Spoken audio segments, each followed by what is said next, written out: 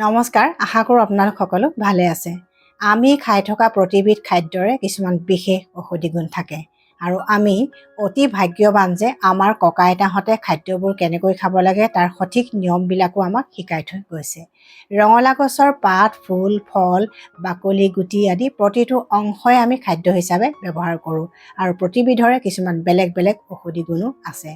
আজিৰ ভিডিঅ'টোত আমি আলোচনা কৰিম ৰঙালাও পাতৰ 9টা বিশেষ স্বাস্থ্য উপকাৰিতাৰ বিষয়ে, যিবোৰ সকলোৱে জনাটো দৰকাৰ। কাৰণ খাদ্যবোৰ যদি আমি ঔষধ হিচাপে ব্যৱহাৰ কৰিব জানো, তেতিয়া অন্য ঔষধৰ প্ৰয়োজনীয়তা কমি যায়। তেনেহ'লে জানো আহক ৰঙালাও পাতৰ প্ৰথম বিশেষ স্বাস্থ্য উপকাৰিতাটো কি? ৰঙালাও পাতৰ প্ৰথম স্বাস্থ্য উপকাৰিতাটো লাভ কৰে যাৰ কনষ্টিপেশ্যন বা কোষ্ঠকাঠিন্যৰ সমস্যা থাকে। অৰ্থাৎ ৰাতিপুৱা যাৰ পেট পৰিষ্কাৰ নহয় তেওঁলোকৰ কাৰণে ৰঙালাও আগ বা ৰঙালাও পাত খুব উপকাৰী।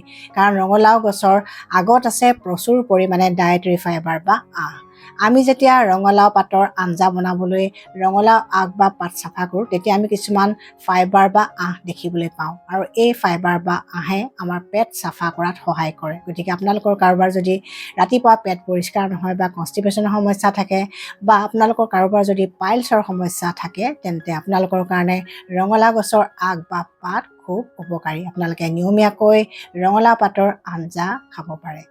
ৰঙালাও পাতৰ 2 নম্বৰ উপকাৰিতাটো আমাৰ স্কিনৰ ক্ষেত্ৰত দেখা যায়। বিভিন্ন গৱেষণাৰ তথ্যৰ মতে ৰঙালাও পাতৰ এণ্টি এজিং প্ৰপাৰ্টিজ আছে, ইয়াৰ এণ্টিঅক্সিডেণ্ট গুণ আছে আৰু ইয়াত প্ৰচুৰ পৰিমাণে ভিটামিন চি, বিটা কেৰটিন আদি কিছুমান উপাদান আছে, যিয়ে ফ্ৰী ৰেডিকেল ডেমেজৰ কাৰণে হোৱা অক্সিডেটিভ ডেমেজৰ পৰা আমাৰ স্কিনখনক প্ৰটেকশ্যন দিয়ে আৰু কলাজেন প্ৰডাকশ্যন বঢ়ায়, যাৰ কাৰণে ফাইন লাইনছ, ৰিংকলছ আদি বয়সৰ চাপ পৰা লক্ষণবিলাকো যথেষ্ট প্ৰতিৰোধ কৰাত সহায় কৰে।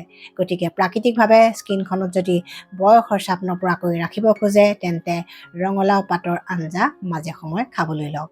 3 নম্বৰ উপকাৰিতাটো আমাৰ চকুৰ ক্ষেত্ৰত দেখা যায়। ৰঙালাও আগ বা ৰঙালাও পাত আমাৰ চকুৰ কাৰণে খুব ভাল খাদ্য বুলি ক'ব পাৰি, কাৰণ ইয়াত আছে প্ৰচুৰ পৰিমাণে বিটা কেৰটিন আৰু ভিটামিন চি, যিয়ে চকুৰ দৃষ্টিশক্তি অটুট ৰখাত সহায় কৰে। অৰ্থাৎ আইচাইটৰ কাৰণে ৰঙালাও আগ বা পাত খুব ভাল। বিশেষকৈ বাঢ়ি অহা ল'ৰা ছোৱালীবিলাকৰ অৰ্থাৎ গ্ৰয়িং চিলড্ৰেনবিলাকৰ কাৰণে বিটা কেৰটিন বা ভিটামিন এযুক্ত খাদ্য খুবেই দৰকাৰী। বিশেষকৈ তেওঁলোকৰ এই সময়ত ভিটামিন ডেফিচিয়েঞ্চি হয়।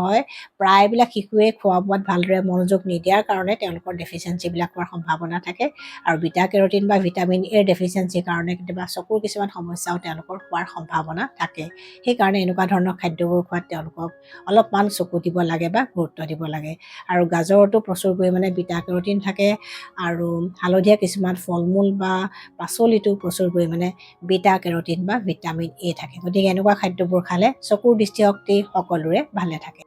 4 নম্বৰ উপকাৰিতাটো লাভ কৰে কলেষ্ট্ৰল আৰু উচ্চ ৰক্তচাপৰ সমস্যাত ভুগি থকা ব্যক্তিসকলে। কাৰণ ৰঙালাও আগ বা পাতত প্ৰচুৰ পৰিমাণে ফাইবাৰ আছে, এণ্টিঅক্সিডেণ্ট আছে, যিয়ে অপকাৰী LDL নামৰ কলেষ্ট্ৰলটো নিয়ন্ত্ৰণ কৰাত সহায় কৰে আৰু ইয়াত থকা পটাছিয়াম, মেগনেছিয়াম আদি খনিজ পদাৰ্থবিলাকে ৰক্তচাপ বা ব্লাড প্ৰেছাৰো নৰ্মেল কৰি ৰখাত সহায় কৰে। গতিকে যাৰ এনেকুৱা সমস্যা আছে তেওঁলোকে ৰঙালাও পাত বা আগ খালে নিশ্চয় উপকৃত হ'ব।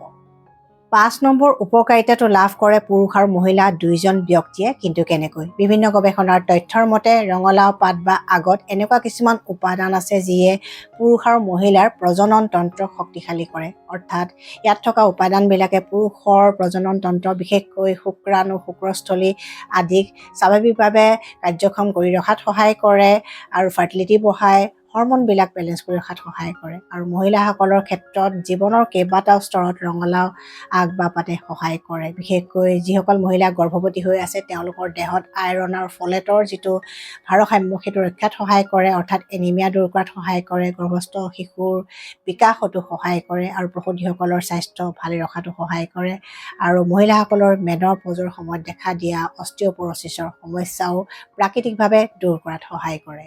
6 নম্বৰ উপকাৰিতাটো লাভ কৰে ডায়েবেটিছ ৰোগীয়ে। আমি সকলোৱে জানো যে কম গ্লাইচেমিক ইণ্ডেক্স আৰু কম গ্লাইচেমিক লোড থকা খাদ্যবোৰ ডায়েবেটিছ ৰোগীসকলৰ কাৰণে উত্তম খাদ্য আৰু ৰঙালাও পাত বা আগৰ গ্লাইচেমিক ইণ্ডেক্স আৰু গ্লাইচেমিক লোড দুয়োটাই কম হয়। গতিকে ৰঙালাও আগ ডায়েবেটিছ ৰোগীসকলৰ কাৰণে উত্তম খাদ্য। তদুপৰি ইয়াত যিহেতু ফাইবাৰ আছে, সেইকাৰণে ভাত বা ৰুটিৰ লগত খালে চুগাৰ স্পাইক নহয়। অৰ্থাৎ ভাত বা ৰুটিত থকা কাৰ্বহাইড্ৰেট বা চুগাৰখিনি তেজত সোনকালে এৰি দিয়াত বাধা প্ৰদান কৰে। গতিকে ছুগাৰ স্পাইক নহয়, ইনচুলিনৰ যিটো বেলেঞ্চ সেইটো ৰক্ষা হয় আৰু ছুগাৰ কণ্ট্ৰল কৰাটো সহায় কৰে। গতিকে ডায়েবেটিছ ৰোগীয়ে নিশ্চিন্ত মনে ৰঙালাও আগ বা পাতৰ আঞ্জা খাব পাৰে।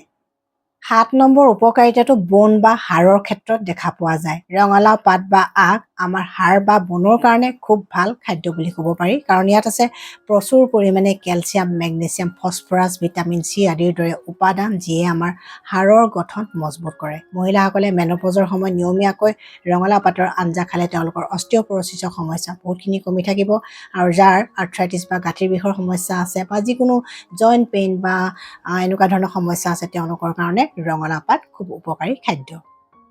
ৰঙালাও পাতৰ 8 নম্বৰ বিশেষ উপকাৰিতাটো আমাৰ ইমিউন ছিষ্টেম বা ৰোগ প্ৰতিৰোধ তন্ত্ৰৰ ক্ষেত্ৰত দেখা যায়। ৰঙালাও পাত হৈছে নিউট্ৰিশ্যনেল পাৱাৰ হাউচ, অৰ্থাৎ ইয়াত প্ৰচুৰ পৰিমাণে ভিটামিন, খনিজ আৰু এণ্টিঅক্সিডেণ্ট থাকে যিয়ে আমাৰ দেহৰ ইমিউনিটি বা ৰোগ প্ৰতিৰোধ তন্ত্ৰক শক্তিশালী কৰে আৰু বিভিন্ন বেমাৰৰ পৰা প্ৰাকৃতিকভাৱে বচাই ৰখাত সহায় কৰে। আৰু বিভিন্ন গৱেষণাৰ তথ্যৰ মতে ৰঙালাও পাতৰ দৰে নেচাৰেল খাদ্যবিলাকে কেঞ্চাৰ ৰোগ প্ৰতিৰোধ কৰাটো আমাক সহায় কৰে। 9 নম্বৰ উপকাৰিতাটো ফেট লছ বা ৱেইট লছৰ ক্ষেত্ৰত দেখা যায়। ৰঙালাও পাতত কেলৰি কম থাকে কিন্তু ফাইবাৰ বহুত বেছি থাকে। সেইকাৰণে ভাত বা ৰুটিৰ লগত ৰঙালাও পাতৰ আঞ্জা খালে পেট সোনকালে ভৰি যায়, অদৰকাৰী ভোক নাইকিয়া হয়, অৰ্থাৎ আনৱান্টেড ক্ৰেভিংছবিলাক নাইকিয়া হয়, যাৰ কাৰণে ইটো সিটো খাই থকাৰ অভ্যাস বা এক্সট্ৰা কেলৰি গ্ৰহণ কৰাৰ যিটো অভ্যাস সেইটো কমি যায়, আৰু মেটাবলিজিম ভাল কৰাৰ ফলত আমাৰ দেহৰ ফেট মেটাবলিজিম ভাল হয় আৰু দেহৰ অতিৰিক্ত চৰ্বি কমি যায়। গতিকে যিসকলে ৱেইট লছ বা ফেট লছ কৰিব খোজে তেওঁলোকে ৰঙালাও আগৰ দৰে ফাইবাৰযুক্ত খাদ্য খোৱাত গুৰুত্ব দিয়ক, তাৰ লগতে কেলৰি ডেফিচিট খাদ্য খোৱাত গুৰুত্ব দিয়ক, তাৰ উপৰিও ৰেগুলাৰ এঘণ্টামানকৈ যিকোনো এক্সাৰচাইজ কৰাত গুৰুত্ব দিয়ক, নিশ্চয় ভাল ৰিজাল্ট পাব।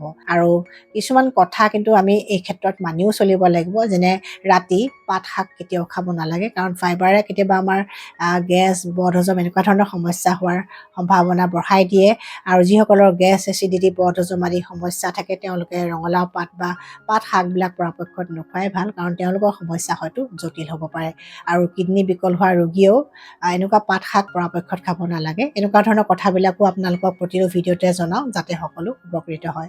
আপোনালোকে যদি ভিডিঅ'টো চাই ভাল পাইছে শ্বেয়াৰ কৰি দিব যাতে অসমৰ ৰাইজ উপকৃত হয়। নতুন ভিউৱাৰ্ছসকলে মোৰ চেনেলটো ছাবস্ক্ৰাইব কৰিবলৈ নাপাহৰিব। Stay healthy, stay happy.